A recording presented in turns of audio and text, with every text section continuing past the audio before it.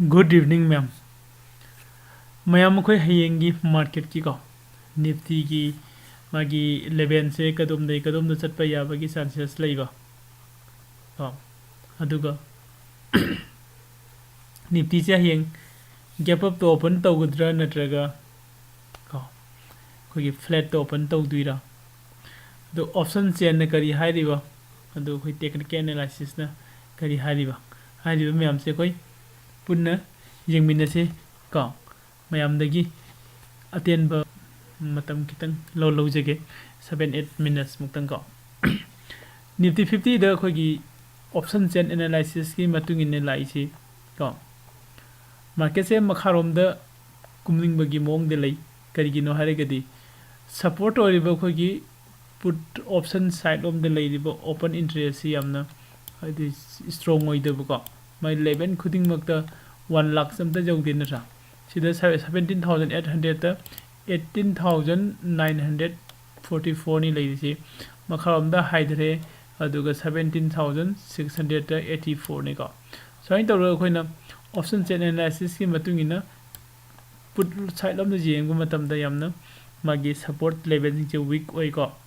as compared to कना compare तो कांदा कोई कॉल ऑप्शन लो द लईरिबो कोगी ओपन इंटरेस्ट जे जेंग मतमदा को कॉल ऑप्शन द हजी मार्केट सिकेट मथक 17,900 से जब मतमदा 96,000 लई को अदुगा मु 18,000 द खोगी 2,39,217 को अदुगा 18,100 द 1,42,000 अदुगा 18,200 द 1,36,000 तो हाइदि खोगी रेजिस्टेंस ओइरिबा हाइदि कनो सिंगसे लोइना स्ट्रांग ओइरगा लइबा तो मथलोम द कारकपगी चांस कनो से खरा वातकन लई द मखारोम द कुमकपगी चांसेस न खरा वांगन लई हाइबने ngасai खोगी ऑप्शन चेन एनालिसिस से मतुंगिना अदुबो को कोई वर्ल्ड मार्केट न करी हारिबो वर्ल्ड मार्केट न हाइरि को लोइनमक दि वर्ल्ड की लइरिबो मार्केट लोइन फजरे हने को लोइनमक ngасai की निफ्टी 50 की कनो से खोगी ऑप्शन चेन एनालिसिस की मतुंगिना मार्केट से मखारोम द कुम याबगी चांसेस द लई हाइना खोन उरगसु वर्ल्ड मार्केट क्यों न जेंगदि लोइनमक को 95% कनो दि मार्केट दी को लोइनमक ग्रीन ओइरगा लइरेबो हसि मैम से उरिसिने को वर्ल्ड मार्केट एप्पल सु ग्रीन ओइरे गूगल सु अमेज़न को लइरिबा टेस्ला माइक्रोसॉफ्ट को खोगी वर्ल्ड की ओइना को खोगी सो मार्केट सिंगसे लोइनमक ग्रीन द लइगरि एको अदो अतोपम न खोगी सिंगापुर निफ्टी कोई निफ्टी 50 की यम नकन चलिबा सिंगापुर निफ्टी को हजि हजि मागी लइरिबा लेवल से कदाइदनो 18,100 त लइबा हाइदि 150 प्लस ने अदो खोई इंडिया की मार्केट हजि हजि कदाइदनो लइसे निफ्टी 50 की 17,850 का 9 द लइबनि 17,800 त को अदो सिदना 18,000 कइगुम्बा हयेंग मॉर्निंग द खोगी सिंगापुर निफ्टी 100 एंड अबव सिदा को ट्रेड तौरगा लइरगदि को सिदा ट्रेड तौरगा लइरगदि को निफ्टी 50 सु याम चावबा खोगी गैप अप अमगा लोइनना ओपन तौप याबगी होप लेको अदो हारिबसी की होप से लोइनना खोई टेक्निकल एनालिसिस त चंगसे टेक्निकल एनालिसिस त चंगगा करम लेवल द लइरिगे हसि जिंगसि को कनोगी निफ्टी 50 की हजि लइरिबसी की निफ्टी की चार्ट ने इसे 1 आवर्स की चार्ट ने को 1 आवर्स की चार्ट ने अदो खोई सिदा जिंगसे 1 डे की चार्ट सु हापे जिंगम सि करम मोंग द लइरिबने को 1 डे की खोगी 1 डे की चार्ट से लइरिबा निफ्टी 50 की मोंग सि जिंगगदि को कोना सिदा लाई से सपोज सिकी लेवल से लौरके को सिगी लेवल 17,802 हारिबे सिगी लेवल से सिदगी कइगुम्बा निफ्टी सिना मखा सि थुगाइरगा सटखरगदि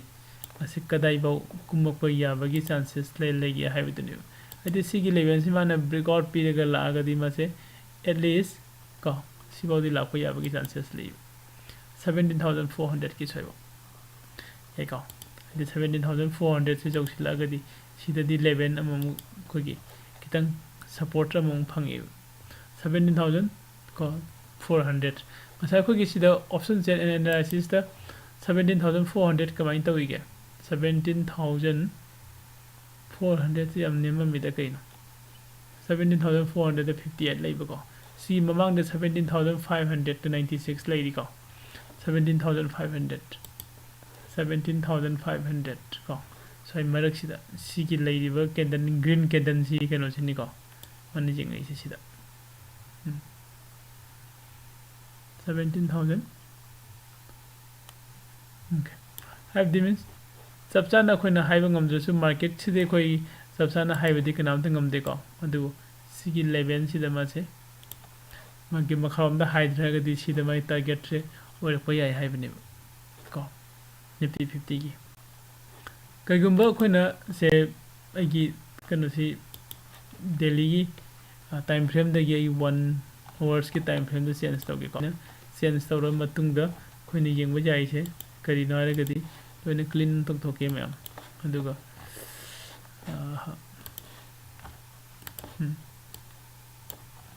okay sida khoina sagi se suppose ai sida line ma hanan draw tawrake ko hojiki tawramba line dum simang market se kabain tawgibano sidagi haigale ko aduga market sina kadai sidagi haigalaga straight ta haigalaga natra mana karamido sibo ka khalame han sibo karame kharamati ama haidrame amuka mu haigale natra amu haidre again amu haigale aduga haidraga ngasagi green line sakin singa ma thamami se ko soi jaga sida market se matamam da kai kum khara soi da buyer ga seller gi muk na khara to gi ma pham sida touch tawramaga amu haigale ko sibo la kai so la matung dagi ko double top sembai type to semaga sida taraga leibani to sibo sida khoni jing nei se option ani da jing ko option ani sida ahan bo option ting asagi makharam da kumako option dune to 17,000 ko mana kumako yabagi chances ko khoi uba phangi se ko sida leiri be level simak khoi dum lobu yai ko se sai dum loksi lo okay da kai gamba si gi level si thugai ga di si su jorok tuini 17,300 ko aduga ahan badi khoi ne jing bu jai se 17,500 ki sai maya se sai da sum lo rasi sida oina 17,527 sai lo si market se ne kai ma kharam da hydra ga di ko lakpa yai se sigi level si bo lakpa yai hai ni makharam na ko 17,000 makharam da lakpa yai se 17,527 sai bo ko adu kai gu ma thak lom na kara ga di mathak lom na kara ga di huji huji lei ba khoi gi drawing sigi matung ina khoi yeng khan da ne sita khoi na yam phajaba khoi gi kano ma ko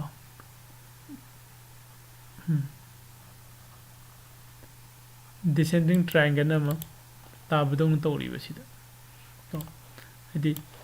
sigi makha da leiriba ahanba test tawrame ani suba test hojik tawre sidagi market sina haigala agadi ko sidagi haigala ke haragadi khona pamti se market se sida haigala aga ko sigi lei mana sida mana leiriba 18,100 ki swagi range se sigi mathakta open tawbiba ko si mathakta open tawra agadi second magi target se kadai do idin ha kanda 18,200 se sida mu ko target amu oiduriba ko 18,200 sida kadigi target laino harigadi asagi somda nangi koina chart analysis tawu matamda ko technical analysis da koina maybe price action da koina chart analysis tawu matamda koina jengi se kadai dano left side tani ko ahan ko ni jengi se full screen to rake nu mai na ba ko ni jengi we level se han bu da si jeng biro sorry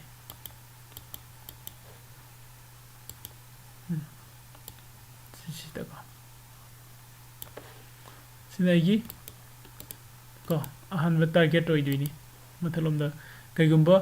18,000 ko 18,000 gi mathakta gap up lowragadi ko 18,200 sidagi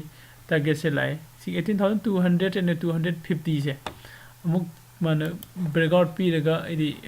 breakout lowraga thugairaga amuk su ka khala agadi next ki mai target di sida leirani ko 18,446 ta ko adu market se khoina yengba jari se loi dagi am kuireba matam dagi ko se si 11 se ba karore amuk tare natra amuk ko si ba ka khale amuk su tare sita test to ki to mi ngam de na amuk kum dhare sita amuk ka khale amuk ko adi sida sum descending line de sum kum dhare ba makha dana ko fix am tham mi ko adu mathak lom dagi nam dharak panadi heli ba market se hosi